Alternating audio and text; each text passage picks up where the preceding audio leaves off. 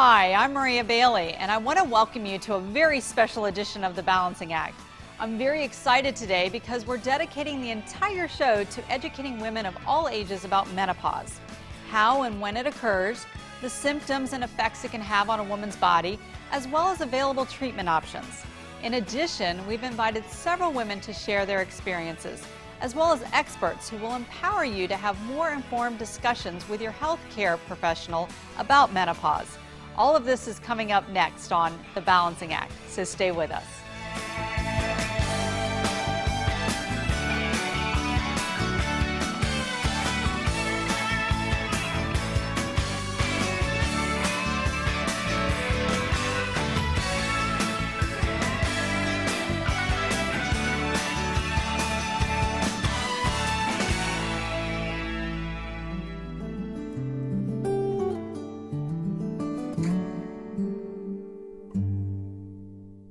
Menopause is a life-changing transition that all women eventually experience.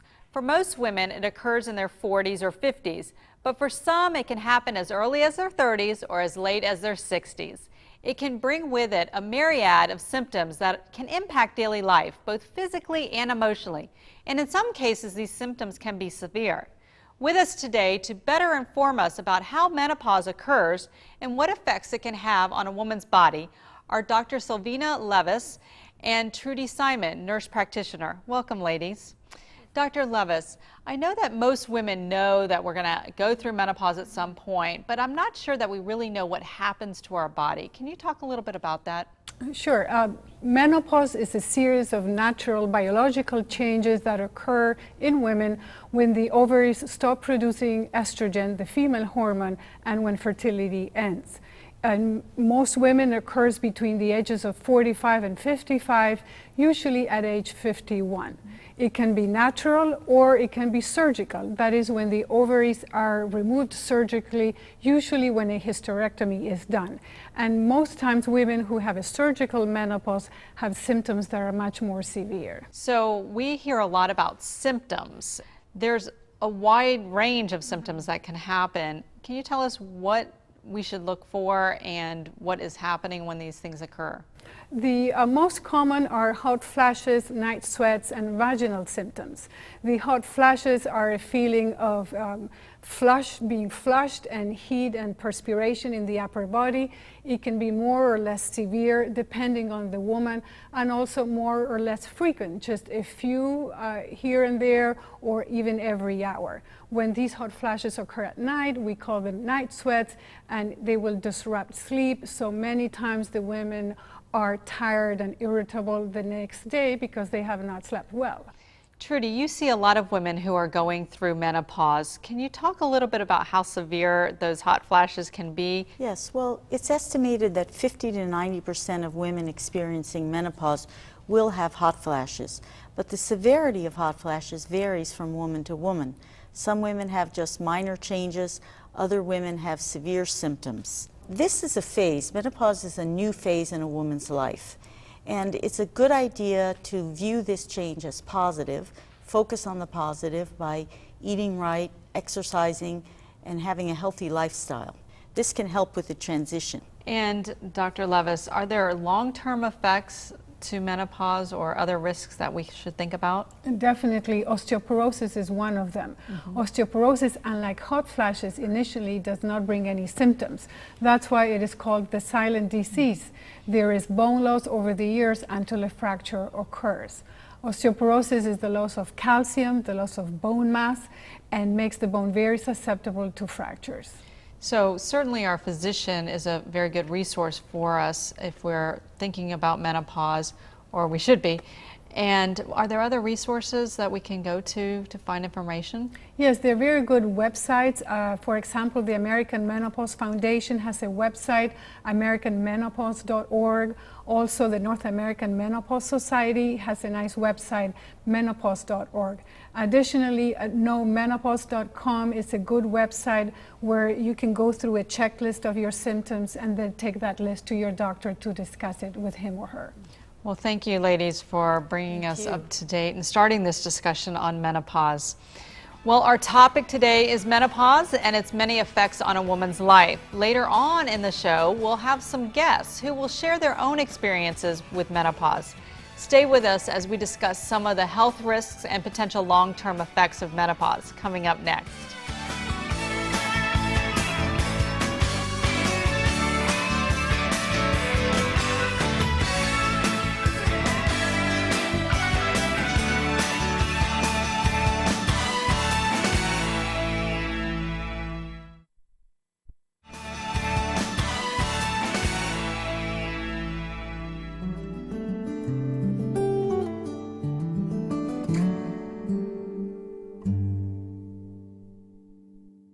Our subject today is menopause. We are joined by Dr. Silvina Levis and Trudy Simon, nurse practitioner, who have been giving us some valuable information about the symptoms of menopause and the impact it has on a woman's life. Welcome again. Can you tell us a little bit, Dr. Levis, about the long-term effects of menopause and the potential risks that it has on a woman? There are some long-term consequences. Osteoporosis is one of them. And it's a word, osteoporosis, we've heard it a lot, but what does it really mean and what's happening? Osteoporosis is called the silent disease because we don't have symptoms until a fracture occurs. Hormones have a very potent effect on the bone, estrogens in particular. So when a woman goes through menopause and the ovaries stop producing estrogens, there's loss of calcium from the bone, loss of bone mass, and the bone is very susceptible to fractures.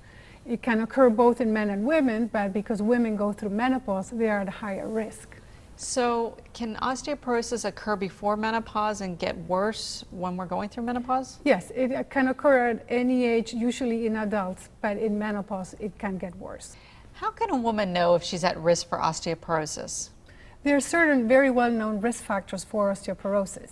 Low intake of calcium and vitamin D, lack of exercise, excessive alcohol intake, also having a family history of osteoporosis. So you should discuss these risk factors with your doctor, that he and she might perform some tests, do a physical exam, and particularly a bone density test is very important to know if you have osteoporosis or not. And what if this osteoporosis goes untreated? Fractures are the consequence of osteoporosis. The most common fractures occur in the spine, the hip, and the wrist. When a spine fractures, that comes with pain, deformities in the spine, and can have long-term consequences in the quality of life of a woman. So there's so many different aspects of menopause that we need to educate ourselves on. Treatment, symptoms. Where does a woman begin to educate herself? I believe that the best source of information is your healthcare practitioner. It is important that you're open and honest with your doctor, discuss your concerns, your symptoms, and also disclose your medical and family history. That is very important in choosing what your treatment will be. So I believe we should not rely so much on what we read in the magazines and in the internet or what other people tell us, but discuss this information with your doctor. So when people are looking for that information, they're also looking normally for treatments and their options. What are the traditional treatment options? The traditional treatment options for the symptoms of menopause is either estrogen therapy or hormonal therapy. Now, although these treatments provide relief for these symptoms, not everybody is a candidate. There are some potential risks of developing strokes, heart attacks, blood clots, and breast cancer. So I know it's a basic question, but what is the difference between ET and HT? ET is estrogen therapy and HT is hormonal therapy. Hormone therapy combines estrogens and progestins. Progestins are given to protect the uterus from uterine cancer, and it has to be given to women with a uterus. Estrogen therapy is given to women who do not have a uterus because they had a hysterectomy. What is the difference between traditionally manufactured hormones and bioidentical hormones? There has been a lot of talk lately about bioidentical hormones or natural hormones. These are products that are made specifically for each woman. It's a combination of different hormones at different concentrations, and it changes for different women. They are not approved by the FDA, and they have not been proven to be better than the synthetic or traditionally manufactured hormones that are approved by the FDA for the treatment of the symptoms of menopause. And so there's so many different treatments that we can seek and so much information. How do we know the best treatment for us? The best is to talk to your doctor, discuss with your doctor what are your symptoms, your concerns, and your goal for treatment. And between you and your doctor, you're going to arrive to what is the best treatment for you. Thank you so much for that information. Don't go away. In our next segment, we'll be joined by some very special guests who are here to share their own personal stories about menopause. Stay with us. My experience with menopause has been a little unique. I went through menopause fairly early and fairly quickly. I was 41 when I was, I want to say, diagnosed. It felt like a diagnosis. My symptoms up until that point had been, again, they'd been pretty quickly, they'd come on me pretty quickly. In about a 3 or 4 month period, I was just alienating my colleagues at work, and I have a young son. He was 5 then, and I was very impatient with him, and I had missed a few periods, so I went to my DO and said, I've got to do something about this. And the last thing on my mind was that I was going to have menopause. She did the lab profile though, and saw that my FSH levels were just already over the hump. So I was through it pretty quickly.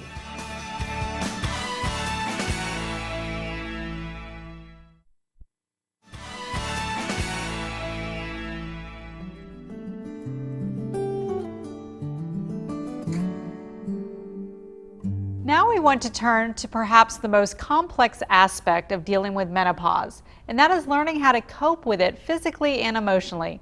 Joining us now is Kathy Lewis-Purton. She's come to our show today to share her own personal experience about menopause. Welcome, Kathy. So may I ask you, how old are you and how did menopause affect your life? I'm happy to tell you I'm 56 years old, and I actually started menopause with very severe hot flashes, inability to sleep. It was devastating to me because I was involved in a career where I was in the public. I was a makeup artist, actually, and the hot flashes really, truly got in the way. I also was suffering from the insomnia. It affected my relationships, and it was a horrible experience for me. My husband wouldn't want to touch me because I was so wet. And I would pull back from other people myself because I was going through the flashes. But it sounds like the symptoms are not just physical. In Kathy's case, they sounded social, but also emotional symptoms happen. Well, you have to remember that this is a transition from the reproductive cycle to the end of that part of a woman's life. And for some women, this is a very difficult time. Especially the hot flashes can be socially inhibiting, and they affect sleep, which can affect the way you feel about yourself and how you carry on in your daily life. And Kathy, tell me about the treatment that you ultimately followed. It was a hormone treatment, and it was very successful for me. It helped the flashes, the hot flashes, not completely. There was this subtle, a little bit lingering. My feelings about myself improved. And quite honestly, it wasn't until I went off to a party, a family get-together in December, and they all had heard and talked about what was going on in the media, and they told me, you must go off it, you must not be on hormone therapy, and being the person that I am, easily influenced, I went off hormone therapy. And I went off from December of 2006 until April, because having gone off of it, I had the hot flashes again, my sleep was interrupted, and emotionally I was a wreck. So what would be your advice to women who are watching the show now and may be thinking about menopause or suffering from the symptoms? I would definitely say to research, talk to other women, and by all means discuss it openly with your physician to find out what treatment is best for you, and not be afraid to try hormone therapy. And Trudy, as a professional in this field, what would your advice be? Well, this is a good example of why in some cases it's best not to listen to your family, but to talk to your doctor or nurse practitioner about the best treatment options. Families are well-meaning, but they don't always have the best advice, especially about menopause. Well, I want to thank you, Kathy, so much for sharing your personal story with our audience. Thanks for being here, and thank you, Trudy. Coming up next, learn about a unique, innovative, and informative online resource where you can get facts about menopause, its symptoms, treatment options, and much more. Stay with us.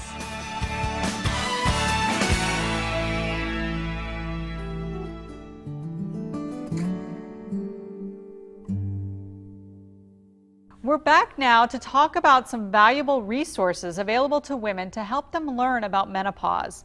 So, Dr. Levis, there's so many things that we need to know, including our treatment options. Where are there resources for women to educate themselves about menopause? There are very good websites. An excellent one is nomenopause.com. And what will our viewers find there if they go on the website? The website shows what the different treatment alternatives are, what are the lifestyle changes you might make to feel better, like changes in diet and exercise, and it also shows what the alternative remedies are available that you might choose to take. And it goes into detail on those treatments. Correct. And then I also understand that on nomenopause.com there are tools for women over 40 that will screen them for wellness.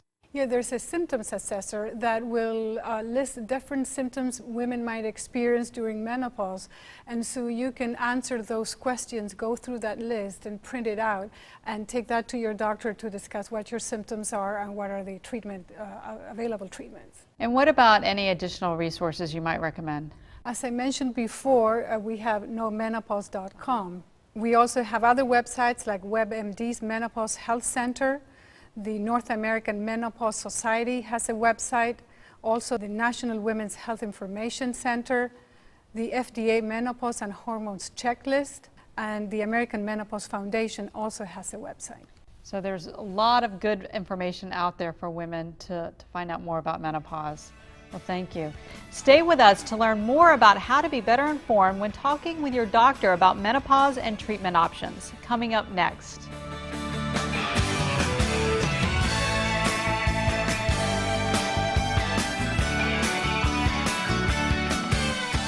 The treatment definitely helped me deal with the symptoms. I noticed an impact immediately on the night sweats and the hot flashes, and it's been very effective.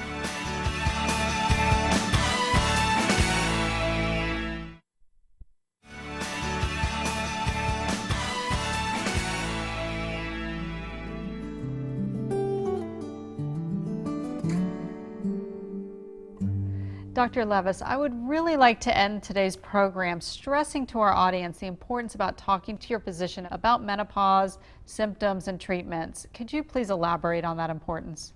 When you have a discussion, you should be really open about it and don't shy away from some symptoms that might be too intimate for you to express, and work together with your physician in discussing all the different treatment alternatives that you might have for each of those symptoms. There are different treatments, from the alternative remedies to prescription medications and hormones that you can receive that can provide a relief to those symptoms and also prevent the long-term complications of menopause. So what if a woman says, I'm just going to tell my doctor I'm having a few symptoms because I'm too embarrassed to talk about vaginal dryness, for instance? Why is it so important to talk about each and every one with them? The reason is that every woman is different. So maybe your mother and your sister, they had night sweats and difficulty sleeping, but what you are experiencing is just hot flashes during the day and vaginal dryness. So the treatment that was good for your mother and your sister might not be the treatment that is good for you. And what about speaking to your doctor about your options? How do you approach that conversation with him or her? If you don't know all the options, you certainly discuss with your healthcare provider because they are the best source of information. It's important that you not only discuss your symptoms, but what your personal medical history is and what your family history is. With all that, between you and your doctor, you can put what the risks and benefits of all the treatments are for you, what are your goals for treatment, what are the different lifestyle changes that you might want to make with exercise and diet, so to relieve those symptoms and prevent the long-term complications. And Trudy, what would be your advice to women who are watching the show right now about approaching those conversations with their physicians? It's important to remember that your healthcare professional has the training in menopause care to help you deal with your personal symptoms. They are also familiar with the resources available on the websites and other literature to help you become educated about treatment options. Well, I want to thank both of you for spending so much time with us today talking about menopause and the symptoms and the treatment options that are out there. Thank you, doctor, so much, and thank you, Trudy, for spending the day with us. And to all of you, thanks for joining us on The Balancing Act. I hope we've given you information that will help bring balance to your world. It's about time, it's about health, it's about beauty, finances, family, and relationships. If you'd like more information about anything you've seen here today, visit our website at vstar.com. And remember, visit KnowMenopause.com for more in-depth information about menopause. I'm Maria Bailey, inviting you to join us next time on The Balancing Act.